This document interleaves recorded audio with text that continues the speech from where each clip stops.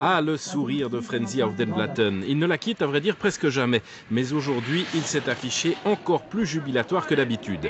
À juste titre, puisque la Valaisanne de Zermatt a fêté au cœur de l'Autriche son premier podium en Coupe du Monde à 10 jours de son 23e anniversaire.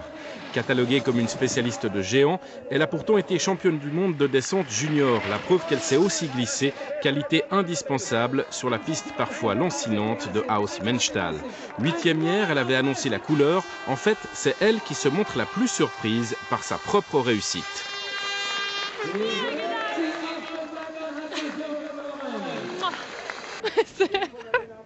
C'est quelque chose, c'est pas juste.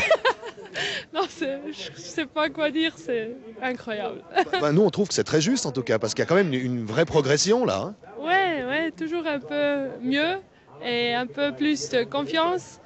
Et hier, c'est Kusch qui a gagné. Si vraiment j'étais au départ, aujourd'hui c'est Federer qui a gagné, c'est Kusch qui a gagné. Aujourd'hui, c'est le Swiss Day. Et ouais. La journée des Suissesses, à vrai dire, pas pour tout le monde. Nadia Stiger, pour laquelle le podium semblait se dessiner, est retombée bien bas, 18e seulement. Catherine Borghi non plus n'était pas heureuse, au bord des larmes, même dans l'air d'arrivée. Pourtant, sa 12e place, à moins d'une seconde de la gagnante, n'est pas si catastrophique. Mais la meilleure romande reste Sylviane Berthaud, 7e. La Valaisanne manque malheureusement pour 16 centièmes, ce podium après lequel elle court depuis le début de l'hiver. 7e aujourd'hui, 8e au classement de la Coupe du Monde de descente. Le bilan, alors qu'il reste une seule descente à disputer en mars à Sestriere, est quand même positif.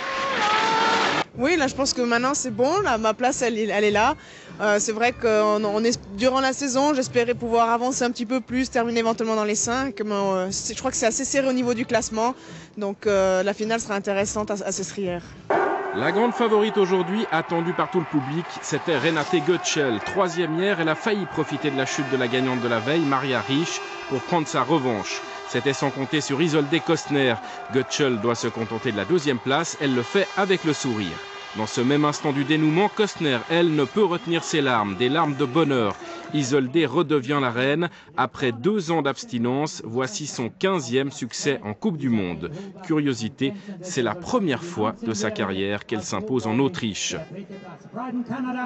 La conclusion sur le podium avec 2 grandes dames engagées dans une discussion à bâton et ski rompu et une jeune fille au sourire incrédule, Frenzy auf den Blatten. Non, vraiment, elle n'aurait jamais imaginé ça.